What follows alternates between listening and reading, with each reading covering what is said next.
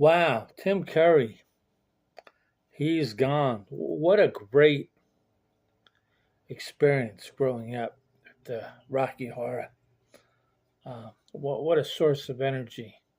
Um, Man, I spent a lot of time in those movie theaters, having a lot of fun. Anyway, here is a little guitar riff that kind of celebrates the Sweet Transvestite song. So, when Tim Curry makes his appearance as the monster.